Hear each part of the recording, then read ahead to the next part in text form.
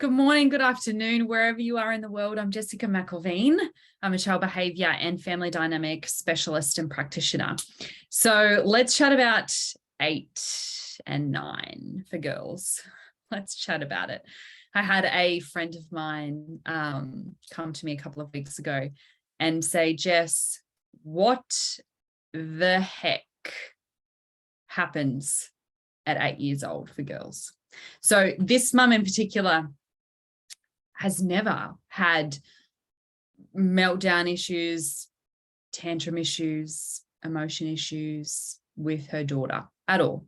So for this mum, it's really come as a complete shock, big change in personality and reactions, huge. So, but for a lot of other parents out there, where there has been some big emotions already through the years, maybe 2, 3, 4, 5 years old, maybe still, there's no right or wrong, then maybe it's just increased more so. So let's chat about what's going on and how to actually just get through it.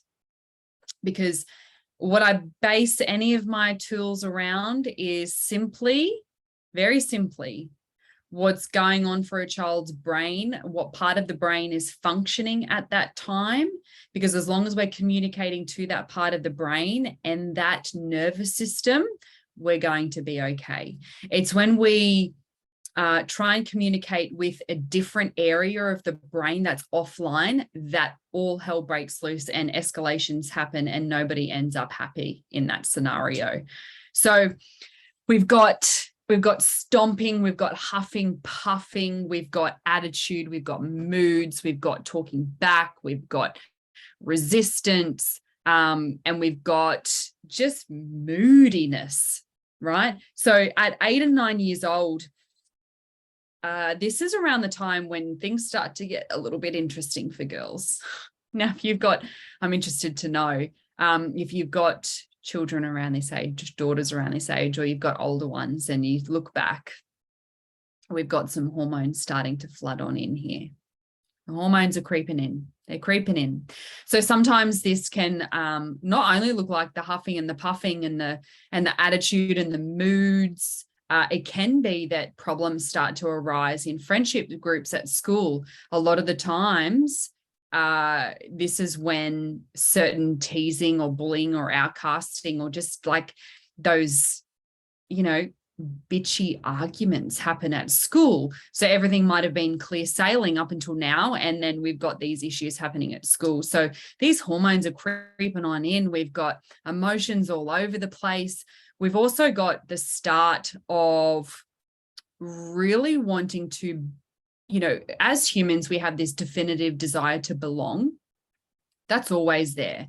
However, when we start to get, close to our teen years, and for girls, this 8, 9, 10 leading into puberty and the hormonal changes, it starts to become even more so prevalent. So we start to feel vulnerable, okay, because we're starting to see that being part of the group, being part of a community, so to speak, friendship groups, is what it takes to survive.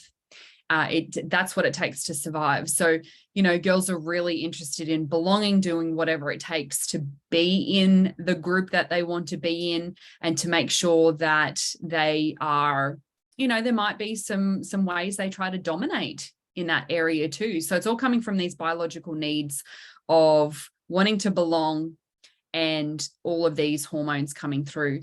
So also another thing that can start happening here, and it was certainly happening for my friend too, is kids in the beginning, okay, when they're young, will take what their parents say as gospel.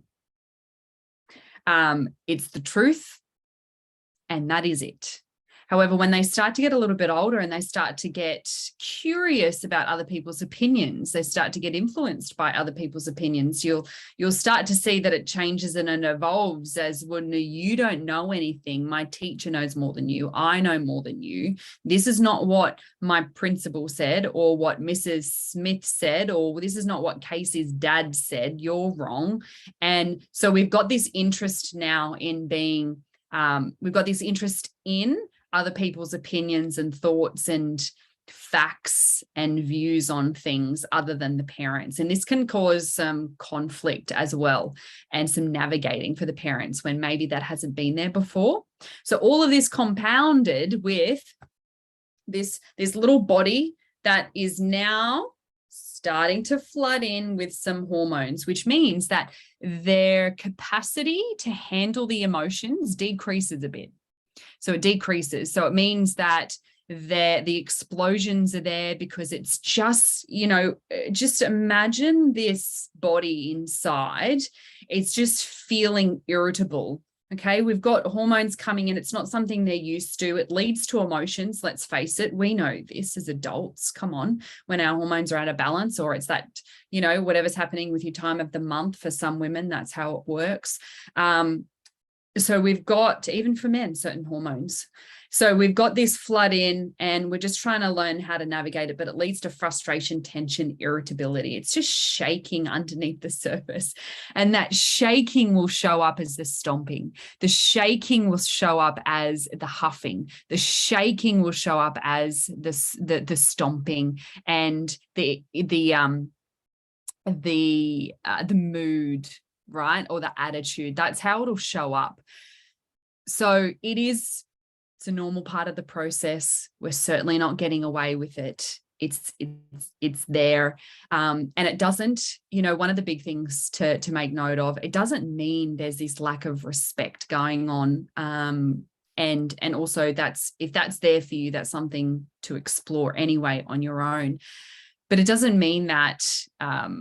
So what can you do though? What do you do in those moments? So I asked my friend, is the huffing and puffing happening whilst she's doing the task though? And the answer was yes. So what there is to do during those moments is ignore the huffing and the puffing. Ignore it. Usually we're just reacting to it because we've made it mean that they're disrespecting me, that they're doing something wrong, that's no way to treat me. I'm your mother or father. So we have these reactions to it. Essentially, just keep in mind that shaky volcano on the inside. Okay. So it's not to say that we just, become like Jello and allow everything to roll on through. No, we're always treading the fine line between honoring the boundaries and what's okay, and also just accepting that huffing and the puffing, it's not really a big deal. You can ignore it. So sometimes if you think back to when your children started to swear, or they learn a swear word, the worst thing that you can do is acknowledge that it's happened. The worst thing that you can do is say, that is a bad word, and then put all of your attention and focus on it. It's the worst thing that you can do. The best thing that we can do is ignore it. Ignore it. It means nothing. Doesn't mean anything to me. You don't get a reaction out of me. You don't get attention from anybody because you've said that word, and it will disappear. It will go.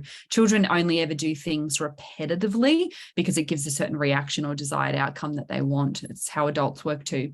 So ignore the huffing and the puffing. If they're still doing the task, or they're doing the chore, or they're doing what they need to do, it's not such a big deal. If we keep bringing attention to it, then what tends to happen is that there's this just world of chaos already going on for them. But, this world of self-hatred or frustration because they're feeling different things, but they can't keep you happy. You're cranky at them. So that just escalates them even more. So having conversations with them and getting curious about what's happening. Are you feeling a little bit crankier than usual? Just start getting curious with them, because they might not like it either. They might be feeling like really sad or upset that this has happened. And there might be something completely different going on that you don't know about unless you get curious, unless we wipe off the judgment lens and we just get curious. So that's the first thing. The second thing is that sometimes when we've got this buildup of the hormones and the emotions going on, a good excuse to fire off is going to happen. So it could be that usually it's the dads where they run a bit of a tighter ship. And it means that the explosion of the child, the daughter, will happen far quicker than, mum's patience and understanding. So we need both. We need both. And this is where the fine line is. We need to ignore the huffing and the puffing. It's really not a big deal. Just keep imagining that shaky volcano on the inside, and it's just a release for them. They're certainly not going to be doing that forever. And if we keep harping on that, we're missing any other opportunity to chat with them about what's going on or just still connect with them. And on the other side is sometimes, one of the parents, again, usually it's the dad, it's, okay, that's enough now. That's enough. And that can sometimes just allow the child to explode everything out. Like it might be a big crying moment for them, or it might be a big like yelling and screaming thing where they just needed to get it out. So we need to jump into both sides of the camp to support them. One side or the other is not necessarily better or right or wrong than the other, but jumping from camp to camp will help. But get curious. Get curious. They've just got all these emotions flooding in, all the hormones coming on in. So if you can walk with them through these changes, you'll find that you'll feel connected to them, and you won't lose them through this process. Okay, lose that connection with them, because you might find out that they're just unhappy with it as you are. So get curious and let me know how you go with that.